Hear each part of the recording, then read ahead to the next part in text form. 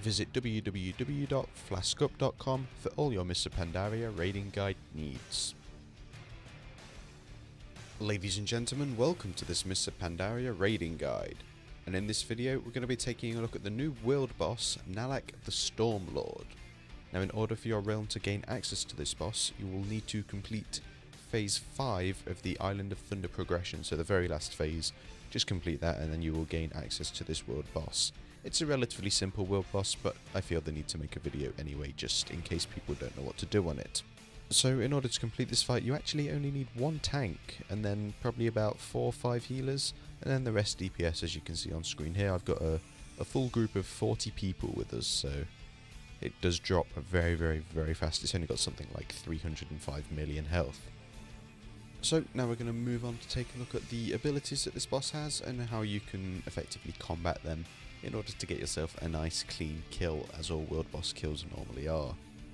So his first ability is called Arc Nova, and this is where he will hit anyone that is standing within 35 yards of him with 350,000 nature damage, and it will also knock any players back. Now this is a pretty simple one really. The AoE ability is a massive circle that appears on the ground, so there should be no reason for anyone to dodge it. Melee might have a little bit of an issue, but I think the boss does have a pretty good hitbox, so try and stand at max range.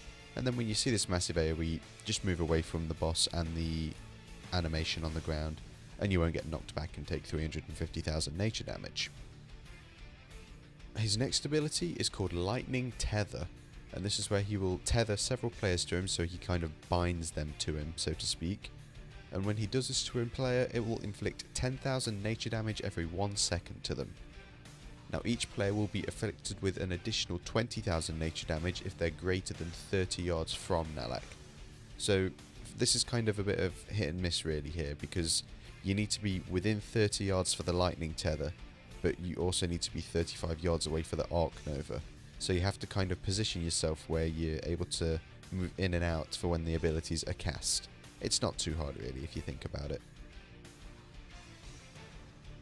His next ability goes by the name of Static Shield, and this is where random bits of electricity will fire off Nalak. You don't really see it, you just see people taking damage, and it will inflict 50,000 nature damage every second to random players in the raid. Unfortunately, this is just something you've got to heal through, and it's not something that can be easily avoided.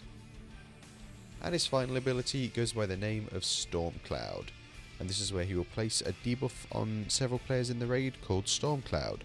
This will inflict 50,000 nature damage every 3 seconds to any players that are standing within 10 yards, and this debuff will persist for 30 seconds.